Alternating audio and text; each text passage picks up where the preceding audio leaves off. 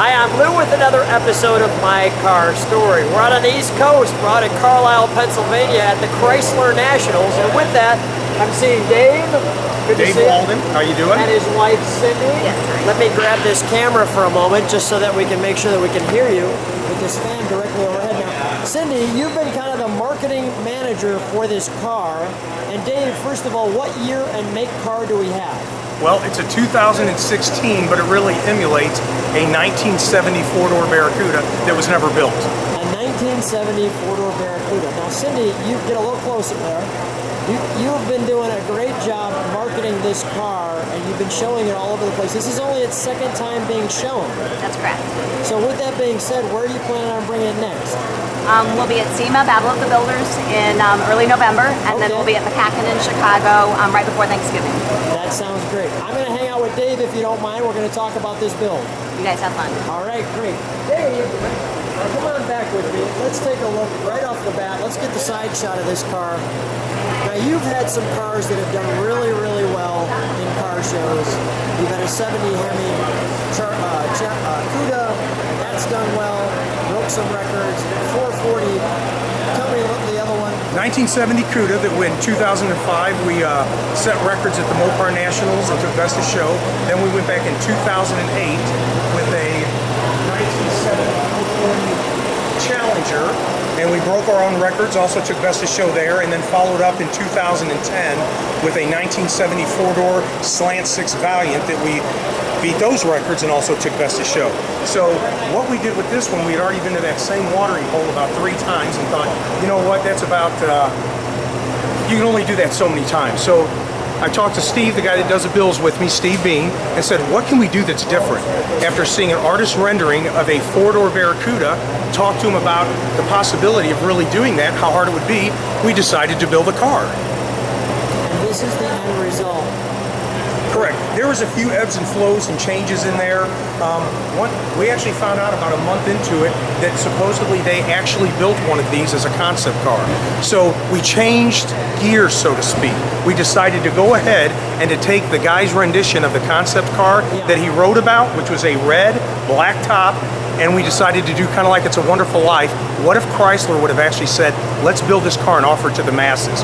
So we decided to take all of the OE experience that we had, integrate it into this car, and make something that had never been built before. And this, just to let you know, we did not start out with a car. A lot of people think that we had a Barracuda that we started with. We had nothing. We had a conceptual idea, and where people talk about nut and bolt restorations, it's not a restoration, number one, but we didn't even have a nut or a bolt. We started with nothing but a conceptual idea, and from there built the car from the components and things that we needed. And what you're looking at, or what you're seeing, is 100% custom of a vehicle. Let's continue to take a look. Let's open the trunk if we could.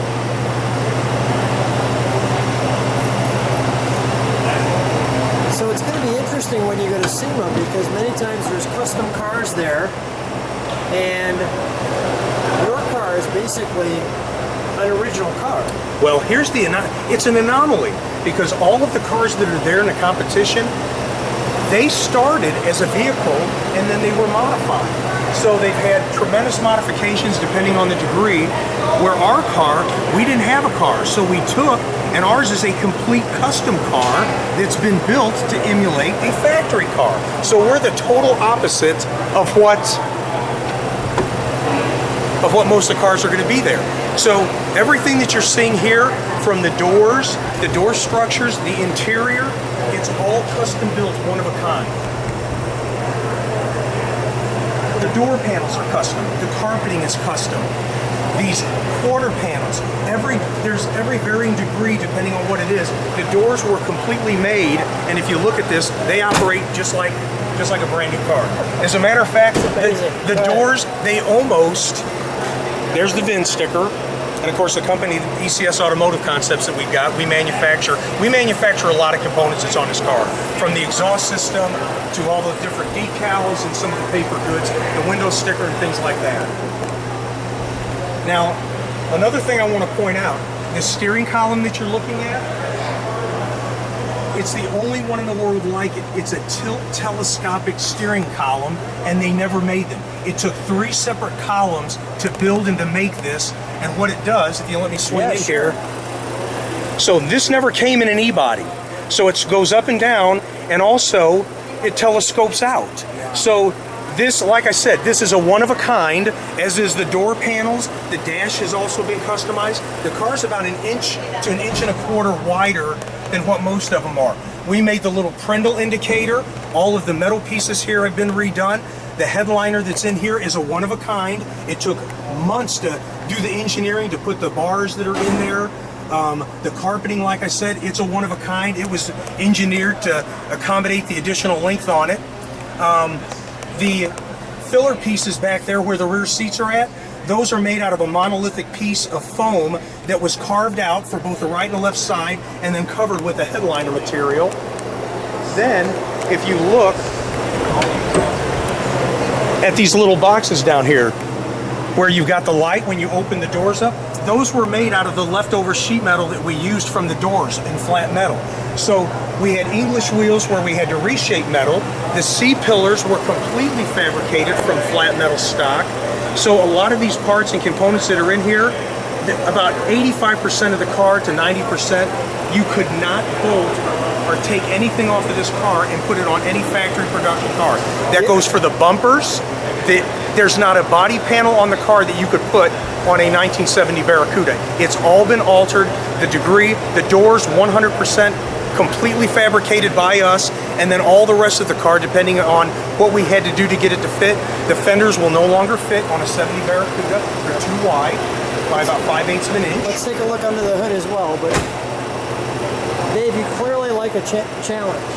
Well, I tell you what, after 6.5 years, and 6.5 years to build this car. well, about 1.5 years ago, my wife was sitting down doing taxes, and as she was going through this, and she said it so stoically, and that's how you know when your wife is serious about stuff. She said, "You know that Aventador you've been looking at that you wanted?" And I said, "Yeah." She said, "Well, you realize that for what you've got in this car, you could have had one and then some." And the "and then some" was about the equivalent of a Corvette. That was 1.5 years ago. Since then, we've added quite a few extra dollars to the scheme of things, To make it work. To make it work, exactly.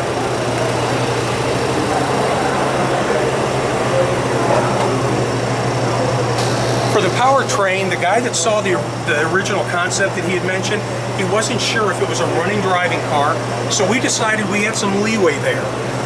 Those are the custom fender tags that I had made that represent a car that obviously was never built. And the VIN number on this is a BH41 HOB 100000. And the significance of that, the two dynamics, you've got the manufacturer that made the car, then you also have the DMV, which came up with the sequence number. So the BH was stocked for a Barracuda, but they never made a 41. That was a 4-door sedan. So the BH41 stands for a Barracuda 4-door. HOB, the H would have been the engine designation, which is a 340. The 0 would have been the year. The B would have been for the Hamtramck assembly plant. And then we checked with the DMV and went through all kinds of red tape to get a sequence number of 100000, which is an impossibility because no car ever ended in a 0. So we have two things going on in the VIN number. It's an impossibility for anybody ever to mistake it for a real car with the manufacturer and also with the DMV. And this in here, everything that you see surrounding the engine was cut apart. Like I said, Steve Beam was the master builder of a lot of the metal components and everything and cutting things up. And the beauty of all of this, we never had to go back and redo anything. The engineering, the foresight that we had prior to going into this, it worked out the first time. And I was always waiting for the shoe to drop and it never did. That's amazing. I mean, the whole car is amazing. And the level of dedication is applaudable. It's a fantastic job. Let's start her up.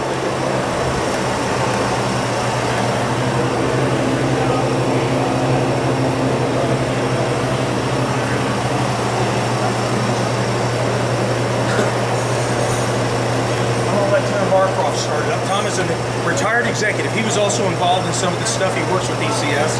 So we've had a lot of people, a lot of help in doing this.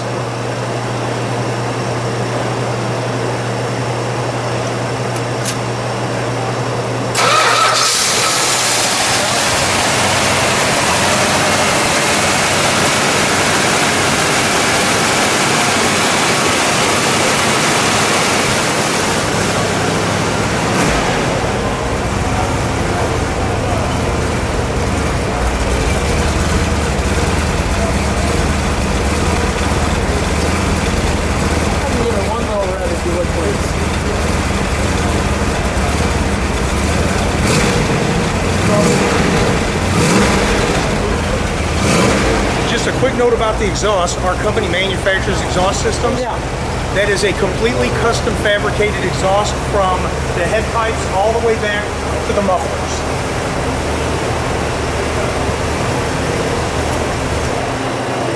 Tom, amazing build, right? Exactly. It's unbelievable. Go ahead, and I mean, everything you've built on this car. Well, there's not a piece on here, like I said, you can look right here at these aluminum pieces on top of the door. Those were all fabricated by us. We made those, bent those. All of the weather stripping here, that's one of a kind. We made the weather stripping to fit there. The interior door panels, we did the construction of all of that and then had Legendary Interiors. I know Marty, the owner, we had them work with us to do the original designs in the door or what it would have looked like for Chrysler to have done that. So what we came up with, hopefully, was something that looked exactly like what the factory would have done had they offered this car. Now, you haven't driven this car, it's just a show car, right? Exactly. I think you could take it probably from New York to California with the exception of having to stop to refuel. So with this being said, you've got the end result now. What are you hoping? Just to show people the level of your flexibility that I can do a show car, which is an Hemi, I can do a 440, and now I'm going to do something that we've never even seen before. So it's just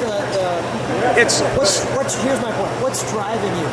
Well, the hobby, when you look at the hobby, you can never change history. History is in the past, it is what it is, so all that there is new blood and new things that are going on. And like I said, at least with the OE end of things, you can only go to that watering hole so many times, so I thought something like this, it's caused a lot of controversy, but something like this, you can't ignore it. Whether they actually made one of these or not, it's kind of inconsequential.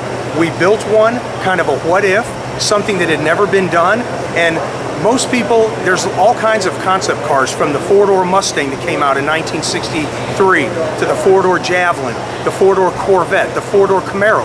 We decided to go ahead and to do something that had never been done before, and I think we did it. Dave, you definitely did it. Congratulations. Great job. I'm looking forward to hearing what the viewers think. They'll think one thing or the other. They'll either love it or hate it, or hopefully somewhere in the middle, but hopefully more of them love it. It's an amazing build. I appreciated your time. Thanks for spending some time with us on My Car Story. Thank you very much.